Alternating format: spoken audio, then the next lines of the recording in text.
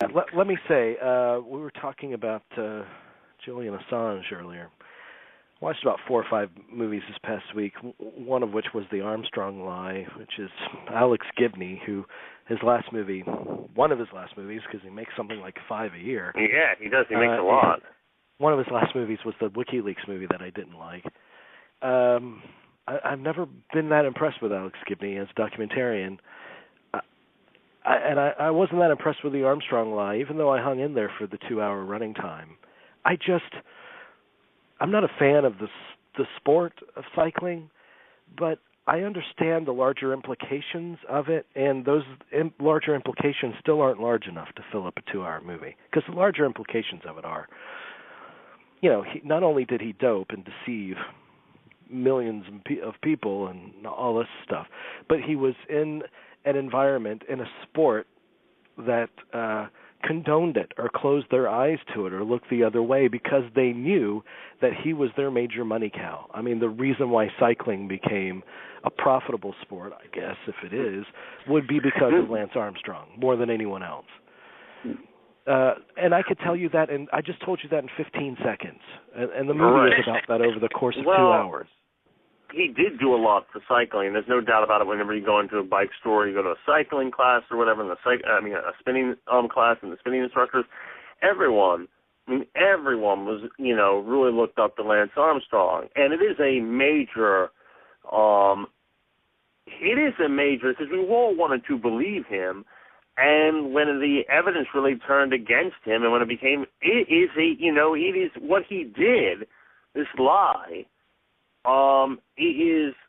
The damage is astounding. To the sport, to everything. Now, should you stop cycling? No, and obviously no one is. But I think it did a lot for the Tour de France. People watched it. People watched on ESPN when it's televised. Sure. It really brought a lot of attention, worldwide attention. So it is this massive, belief-killing thing when he lied. What I would have liked is, I don't even know if this is possible, but what I would have liked is a bigger picture where, and really, maybe the movie inadvertently is about the bigger picture just by focusing on this microcosm of it. But I would have liked the whole theme of the movie to be the only way to win anymore is to cheat. And that's the culture that we live in now. There wasn't enough of that larger picture. It was too micro-focused on Lance and how he lied and the whole system of doping and But I think that larger theme is worthwhile. That is the larger theme is worthwhile.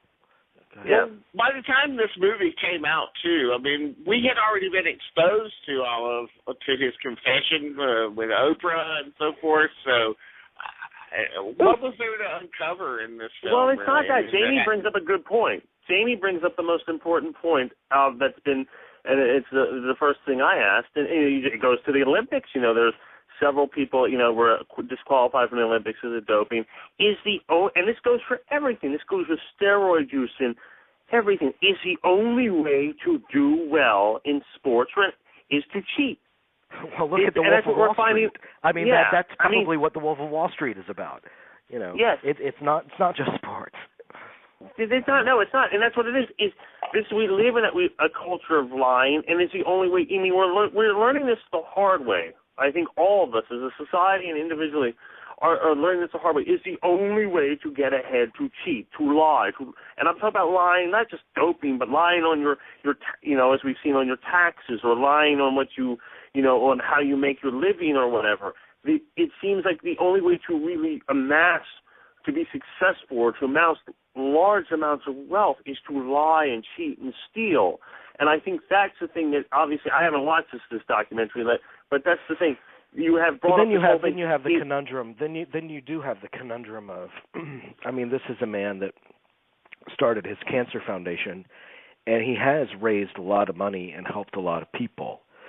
So where does that fit into the equation? Because it would be wrong to discount that. That doesn't take away from his guilt with his sport. Right. But he also did something good with his.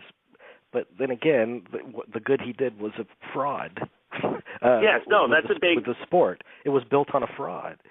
And that's a very important thing to bring up though, because what we're learning the hard way is that it doesn't matter how hard you work, you're never going to get ahead. But because there's a great Elmore Leonard line. If working was a way to get rich, the rich would make sure no one ever worked. And that's a great line. But it's the only way to really get ahead, to steal and to cheat. And that's I think the three of us have talked about this at various points on this show throughout the years. It does seem like being dishonest is the only way to win. And the deeper thing is that you absolutely can't win unless you cheat. I mean, because if everybody's doping, you cannot compete unless you do it too. So the only way to that's the only option you're really given if you want to be a winner. I mean, I've heard some sports fans actually say, well, everybody should be doping, and then it'll be a level playing field again. There are people, a lot of people believe that. And I'm like, okay, but where's the? I thought this was all about human achievement and so forth, and it should be, but it's not. Like here we get right down to the real crux of the issue, which is that we have a culture in which it's just been sliced down the middle, and you're either a winner or a loser. And we prefer winners, and we don't care about the losers. And to be a winner, you must win at all costs. This actually goes to something, to a story that broke last week. That was on a couple of the news shows last week, and it's in New York. I think it's in this week's New York Magazine, about an undercover reporter who went to a secret Wall Street function where they do comedy routines at our expense. And they were making fun of the financial crisis and all the people that lost all their money and everything. And that goes to what you were saying, Dean. We prefer winners. We don't prefer the losers. And there is definitely, we see that on Wall Street still. We definitely see that culture. And also, we don't care if anybody cheats as long as they don't get caught. See? Yes. Mm-hmm. That's the difference. See, if you don't get caught, then you're a winner, no matter what. Yeah. But if you get caught, then you become a loser, and then we don't like you.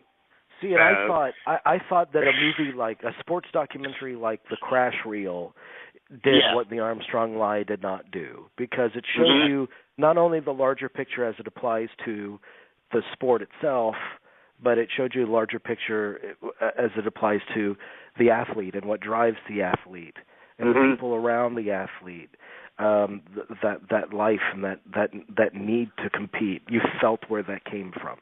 So this movie, The Armstrong Lie, and really nothing I've seen from Alex Gibney has that level of sophistication or insight. Now, everything that we've been talking about the past 5 or 6 minutes or so is infinitely more interesting than what's in The Armstrong Lie. That's because we're saying it. I watched a YouTube interview, an hour-long New York Times discussion with Bob Costas, who I think is really a sharp guy, very well-spoken.